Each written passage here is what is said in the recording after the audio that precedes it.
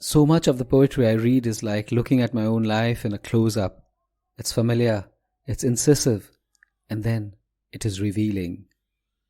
Poetry delves into the ordinary and finds the most beautiful things I would never, ever have noticed. This is Sunil Bhandari, and you are listening to Uncut Poetry. How can I remain calm? I have seen the future hold stars in its hands, not knowing how plastic were dreams. I didn't want the sound of my breaking heart resound such that the solar system be proved wrong. But I have seen seamless skies filled with light and wonder to be only refractions from the jagged shards of broken hearts. I see instead backyards of wild weeds and ducks paddling in sky-filled ponds, and I ask of myself if these could ever fill them with the joy I felt, and whether I could tell them these were also destinations. But it is in the nature of the beast to know everything in its complexity before we embrace what is simple, and for the dawn to tell it's a lie that everyone and everything is equal. And I would tell them to hold this one truth as a talisman against all iniquities they will face as surely as their breath hastens on thinking of getting out of this heaven because other heavens called. And I ask, why can't dreams find homes inside? Because we always find the gold where we start, but still seek pain as surely as the daily breath. I wish I could hold them tight to my chest and let them hear the sound of an aging heart which knows that heaven is always around the corner, but never in our fists. And the search is all that matters if only we knew it from the start of our yearning. And the search is all that matters if only we knew it from the start of our yearning.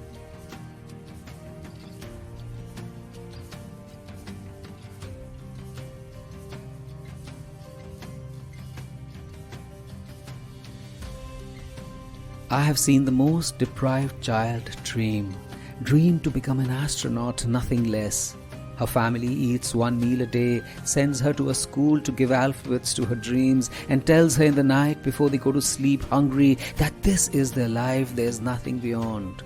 But nothing can stop her from dreaming. When I talk to her, her eyes have still not dimmed of their stars, and she speaks in broken English and tells me why she loves the school. It is her escape from reality, which she hopes will be the wormhole out of her black hole, into another dimension, into another realm, into another world. At what juncture of their lives do the dreams of children start to break? As I try in my own way to find a trapdoor to get them out of the swelter of their basement life, I know it's a battle. I focus on one and the faces of a multitude appear, with the largest eyes and the brightest dreams you can imagine. And I am overwhelmed, and I lose focus, and I lose sight of the fact that change occurs one at a time, one dream at a time, one pair of bright eyes at a time. In the infinity of iniquities, what might feel like the Sisyphean rock is actually the journey inside. Because destinations are never reached through a single highway, but invariably traverse the small dirt tracks and country roads where we drive through clouds of dust, hoping to find clear skies and pellucid streams. As we work together, they holding on to their dreams, and I seeking out roads from reality to find the highway to their dreams. I often find the enormity of iniquity. But what in our lives, if ever, is easy? And I can only tell about ageless truths which say, if you hold on long enough, if you badger the universe inexorably, if you keep battling bad fortune with your sweat and blood pouring out of you, something will change. Maybe as a principle, maybe as luck, maybe as a mere dent. And I will tell them each battle is an opening, a ladder, a progression into a different future, and nothing ever goes waste.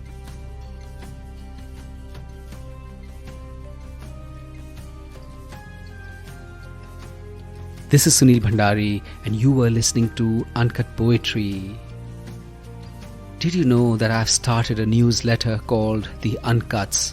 It's a weekly and it is full of grace and music and art and poetry.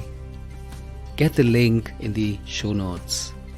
And did you like this episode? If you did, you must share it with someone you love.